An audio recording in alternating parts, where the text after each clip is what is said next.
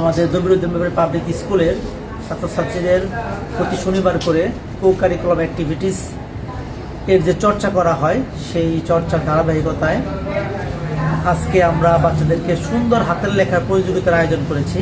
আমাদের ছাত্রছাত্রীরা দুইটা শিফটে ভাগ হয়ে, মর্নিং শিফট এবং ডে শিফট, দুইটা শিফটে ভাগ হয়ে এই প্রতিযোগিতায় অংশগ্রহণ করছে। তো ইতিমধ্যেই আমাদের মর্নিং শিফটের প্রতিযোগিতা শেষ হয়েছে, আমরা ডে শিফটের প্রতিযোগিতা শুরু করেছি। তো আমরা আমাদের ক্লাসগুলো ভিজিট করব, আমাদের বাচ্চারা কীভাবে প্রতিযোগিতায় অংশগ্রহণ করতেছে এবং এতে করে এদের হাতের লেখার সুন্দর করার, ভালো করার দিকে যাতে আগ্রহ আরও বাড়ে, সেই বাড়ার জন্যই আমাদের আসলে মূলত পক্ষে এই প্রতিযোগিতা আয়োজন করা।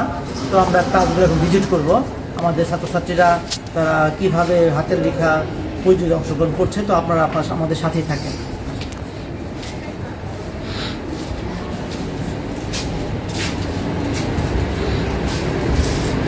আমরা দেখতে পাচ্ছি আমাদের ছাত্রছাত্রীরা হাতের লেখার কম্পিটিশনে অংশগ্রহণ করতেছে।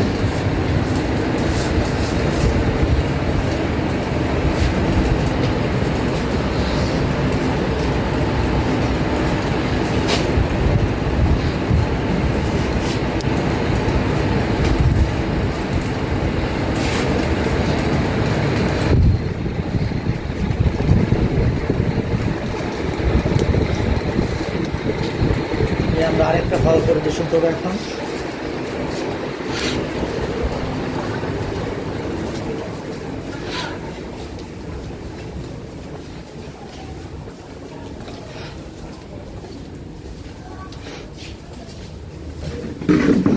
এখানে আরেকটি ঘরে আমরা চলে আসছি, যারা কম্পিটিশনে অংশগ্রহণ করছে হাতের লেখা, সুন্দর হাতের লেখা প্রতিযোগিতার।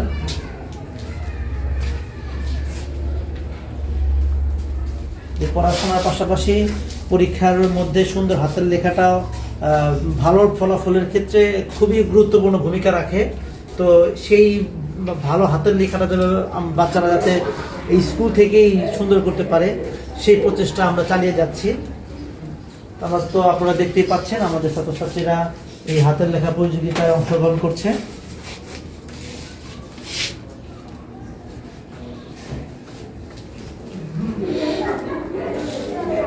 তো আমরা আরেকটি হল এখন পরিদর্শন করব।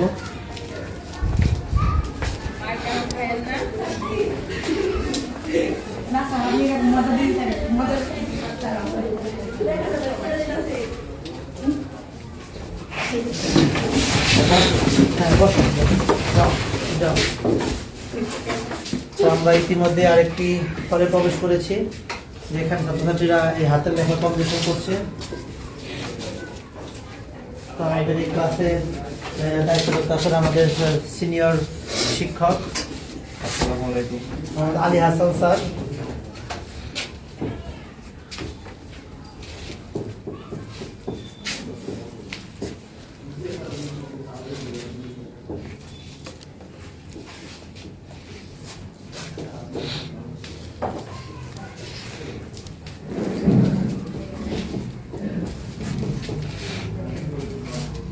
তো আমরা আমাদের বিদ্যালয়ের দ্বিতীয় তলায় আরেকটা হল রুম আছে, সেখানে আমরা যাচ্ছি ভিজিট করার জন্য।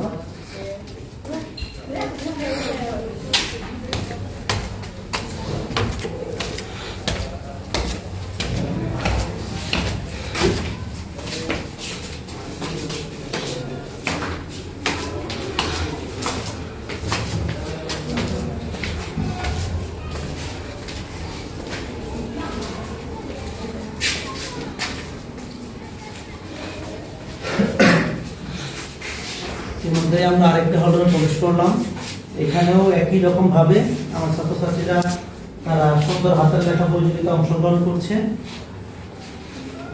দেখতে পাচ্ছি সবাই অনেক মনোযোগ সহকারে সুন্দর হাতের লেখা পরিবেশন করছে।